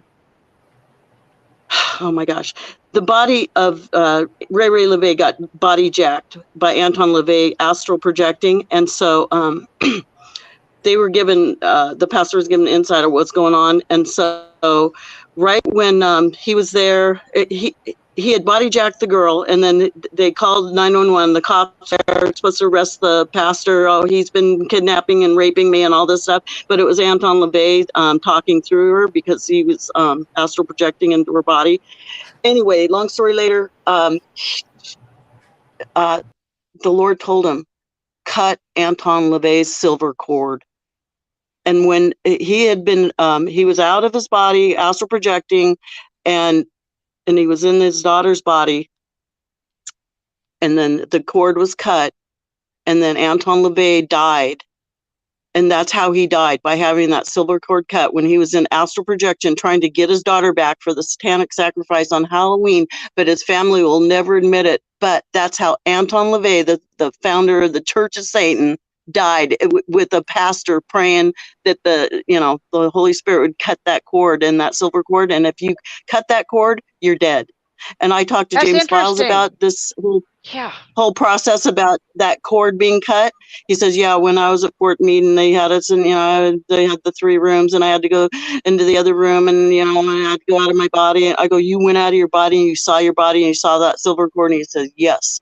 And then he said, the guy that went into Lebanon years back, they did this astral projection so that they could go find hostages, and his silver cord went thousands of miles, and he came back because nobody cut it. But he went and he saw the hostages in the building that it was in, the room that it was in, and they successfully went and got those guys out, and none of the hostages were killed. So I mean, this stuff, I mean, we're not supposed to do this, but I mean, this kind of stuff goes on, and people that know about it, and it's all high satanic witchcraft stuff.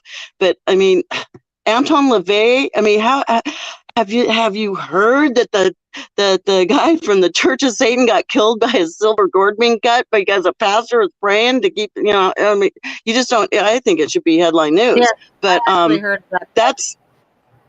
You did hear about it? Yes, I did. It was discussed by. Yeah, I did. Well, I mean, I guess I don't keep up on breaking news. This was in 1997, so yeah. But that I just like, what? That's crazy.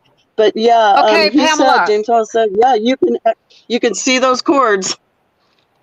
Okay, I'm going to read into in Ecclesiastics about the silver cord. Before the sun and the light and the moon and the stars are darkened, and the clouds return after the rain, and the day that the watchmen of the house tremble, and the mighty men stoop, the grinding ones stand idle because they are few, and those who look through windows grow dim, and the doors on the street are shut as the sound of the grinding mill is low. And one will arise at the sound of the bird, and all the daughters of song will sing softly. Furthermore, men are afraid of a high place and of terrors on the road. The almond tree blossoms, the grasshopper drags himself along, and the caperberry is ineffective. For man goes to his eternal home while mourners go about in the street. Remember him before the silver cord is broken and the golden bowl is crushed. The pitcher by the well is shattered, and the wheel of the cistern is crushed. Ecclesiastics 12:2-6.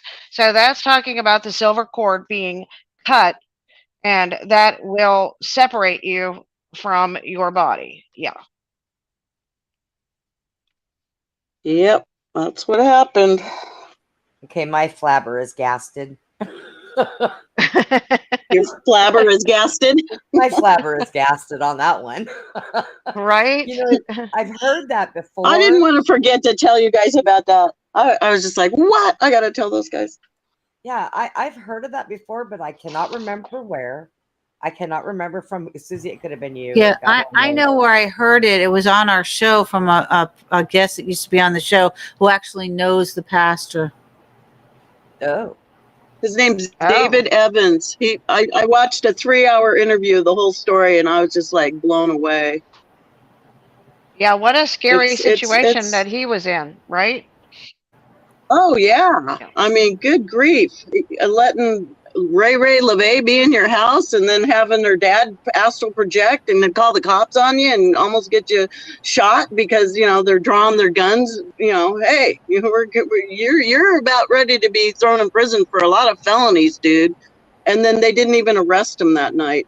They had one of the people that went to the church was like on a crisis intervention, and he was monitoring the police scanner, and he knew what was going on. And so when the pastor called him, because he had to make a call, he called him.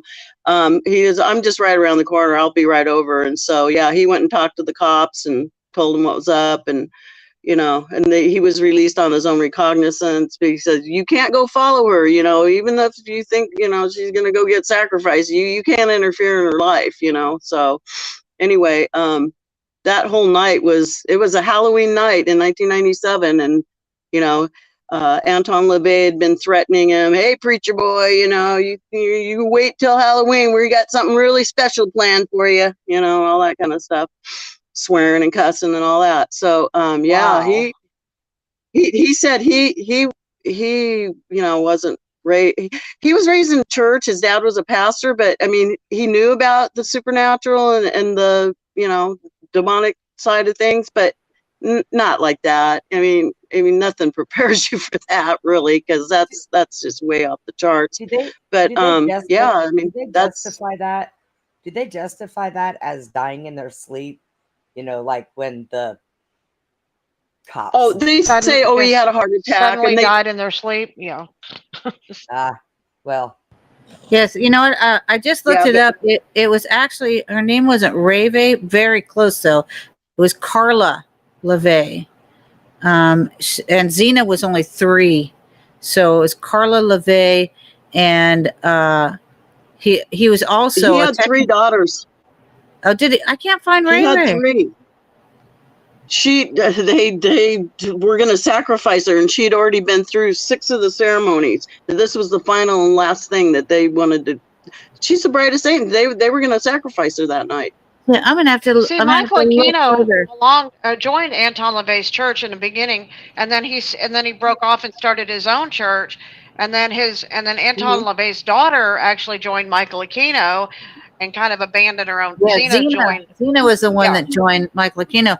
It said that there was a satanic baptism for a 3-year-old Xena, and there were satanic marriage ceremonies. It said the Wednesday night charm school for witches with aphrodisiac potion recipes, and his alleged affair with actress Jane Mansfield, which, when you were talking about the possession, Susie, there was a person that stayed on Susie's ranch who I knew, and she told Susie that that the individual, let's call her Jane, right? Just for the lack of a better name. Let's say Jane X said that she died in Mexico and that Jane Mansfield took over her body. And we believe that to be true. Said Jane Mansfield was a walk-in, and Jane Mansfield died in a car accident after Anton put a spell because he wanted to get her back, but he put a spell on. He thought her, either it was her husband. And then they died in a car accident. And so every time we went anywhere with this individual, who I'm going to call Jane, cars tried to run into us. So she called herself a walk-in. She said to me, the girl that she used to be, is dead. That girl made a deal with her in her suicide, and she said, she said, don't tell Penny I'm a walk-in. She goes, I know you'll understand. Penny won't understand. And I go, yeah, I understand who you are, because I understand demon possession and walk-ins and all that kind of stuff. Yeah. So I would have understood in a split second and said, get out.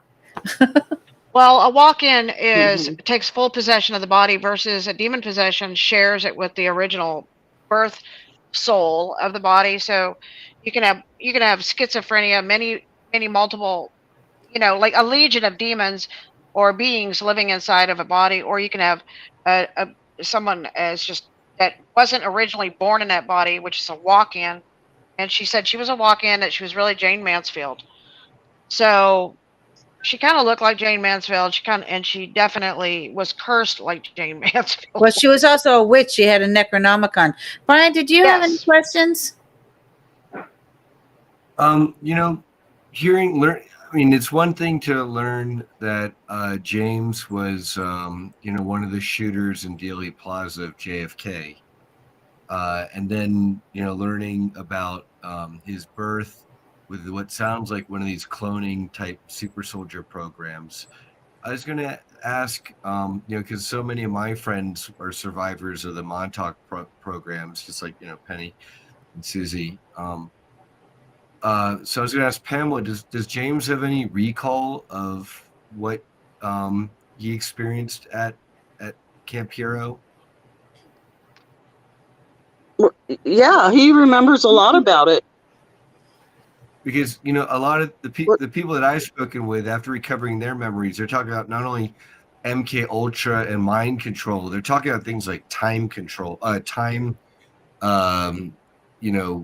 manipulation experiments and projects. Basically, they talk about being time soldiers. And I was going to ask if James has any recollection of those types of experiences. Jimmy, did you hear that question? Do you have any recollection of your experiences, MK Ultra, mind control stuff that was? What's that? Asleep. Hold on. I can't hear you. I was asleep. I've been asleep. I don't remember. Do you have any recollection about it? No, but I got to think about it. He was asleep resting, and so I woke him up, and he said he'd have to think about it. But he's I don't half want to asleep bother right now. Okay, but thank you. But for yeah, that. I mean, whenever I ask him questions and talk about it, he remembers it. He doesn't have like vague memories. They're pretty clear. Right. A lot of us were erased from the projects. Like I didn't even understand I was an asset until I was 58. And so like you, I will be 66 this year. So I did an extensive amount of work. And then I just basically asked God, reveal myself to me. And it took years and me writing and then figuring out about Hollywood and how Hollywood uses people. And I mean, I went down these tumultuous rabbit holes, which you and I are still, all of us in this room are still digging in those rabbit holes, because once you dig it down one, then you're in another one, and then you come up in China and then Russia, and and it never ends, because it's discovery. At Albuquerque. Right? It's discovery of just not the lies that have been told to us, but the epic lies that have been told to the world. So I want to thank James for his disclosure, and I want to thank you for your diligence and the wonderful books that you've written. And I just want to tell people, if they want to buy your books, let me just bring it in again. Hold on just a sec. If they want to buy your books, they can go to your website, and the books are Primary Target, JFK, How the CIA Used the Chicago Mob to Kill the President. It's a fantastic book. And then also Interview with History, the JFK Assassination. And if you would like a signed copy of Pamela and James' books that co-authored, please go to their web, which is www.jfkmurderjamesfiles.weebly.com. And you can also purchase these books on Amazon, which I did. I prefer Kindle versions. So that's just my predilection, because I can, earmark stuff and I can carry the book with me. If I didn't have the Kindle version of Primary Target, I wouldn't have been able to read it on my way up when I interviewed James that first time. Oh, okay. So I just want to encourage everyone to buy those books. Again, Primary Target, JFK, and Interview with History. Both look under Pamela Files, Pamela Ray Files, and with James E. Files. And if you would like a signed copy, please go to their web, www.jfkmurderjamesfiles.weebly.com. And again, you can also purchase those books on Amazon. And if anyone wants to get in touch with you, is there a contact where they can ask questions? Can they go to that web and ask questions? On the website, there's a contact form. So if they send that, that'll come into my email. What is your next project? Getting James Files up and walking again. I think he had a small stroke, and his left side isn't functioning as much as it should. And so we're just kind of weaning that along, and hopefully get him to some doctors that can actually help him with his neurologists. But in the meantime, we're just praying and asking God to get us through all this, because, you know, that's not easy having to, you know, he's just not as mobile as he used to be, and it's kind of hard. But Yes, you know, I we're can working imagine. through it. And Pamela, But as I want far to as say projects thank you. go, Thank you for thank you for Go ahead. your faith in Jesus Christ. Thank you for the prayers and all the work that you put in with James, and and helping him understand, about God, because he didn't know anything about God before he met you. And I'm just like so grateful that he has you to help him, and I'm so grateful that you wanted the truth out and that you're doing what you're doing. And it's not in vain. You're doing what God wants you to do, and you know that. And I just say God bless you and James, and may his health get better in the mighty name of Jesus, thank and you. may he continue to do what God wants him to do, because he was visited by Jesus. Jesus did, you know, um, reach him and placed you in his life. So I'm very thankful for everything, and I'm thankful Thank you. for everything that you're doing to get the truth out. And I'm And we're Thank also you thankful. for thankful to have you that. as a friend, Pamela. What We're was very the last thankful thing you to have said? you. We're very thankful to have you in our lives as a friend, a cherished friend. Oh yeah, I really loved meeting you guys, and you know, hooking up with some people in Dallas that, you know, I look forward to being friends until, you know, forever. The Lord comes back. Yes. Are you going to be I, writing that book on Marilyn Monroe? it's pretty much done except for the last part that I just need to finish up. I'd like to get it done. It's just not at the forefront, but it's in there. You know, I just have to finish it up, and it'll be done. And I don't want to make it too much longer, or, you know, make it a big 600-page book or something. Just get that story out there and just let it be told. We wrote it when he was still in prison, so it's Wow. been around that long. I But did not know that. so yeah, we were exchanging the letters and getting all that stuff figured out before he even left prison, and that was in 2016. So kind of been on the back burner for a while. Well, I want to thank you so very much for sharing your time with us. And we only have about 2 minutes left. Brian, where can people find you? The main place is not only Beyond the Box and the Wake Nation every other Friday morning. I'm also really wanting to promote the Full Disclosure Now conference that we're throwing in July. So if you go to fulldisclosuremovement.org, you'll get to see this conference, and it features a lot of people who survived, among other things, the Montauk Project, where I'm blown away to learn that James was part of that. Was part, among other things, you know, together with the JFK shooting.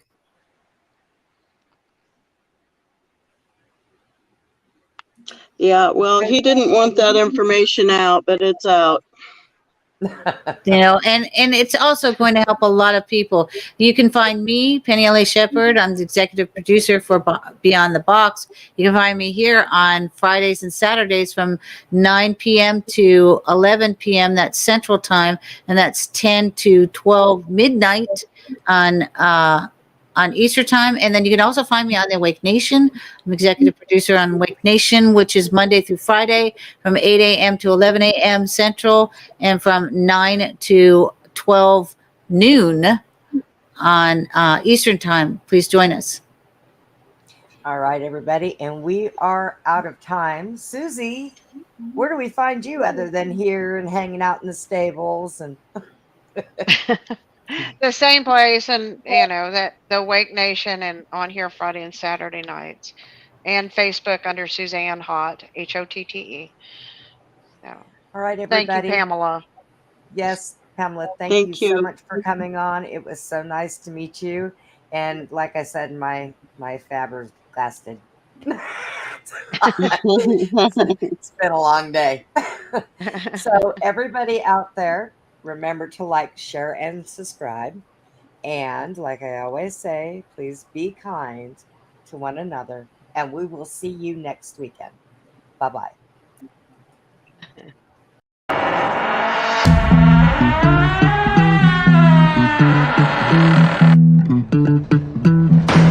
Goodbye for now from Beyond the Box.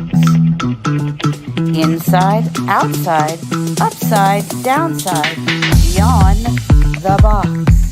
Please join us again for Beyond the Box, Friday and Saturday evenings from 9 p.m. to 11 p.m. Central, 10 p.m. to midnight Eastern.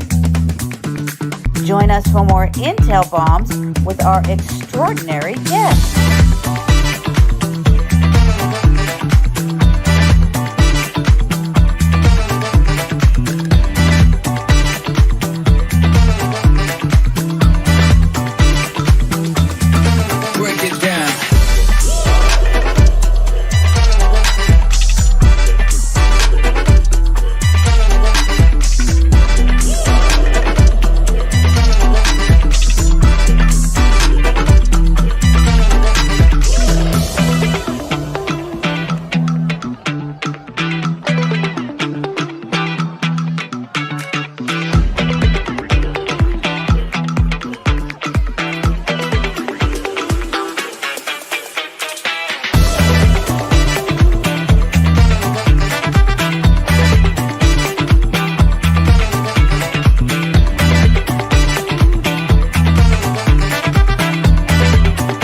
Inside, outside, upside, downside, beyond the box.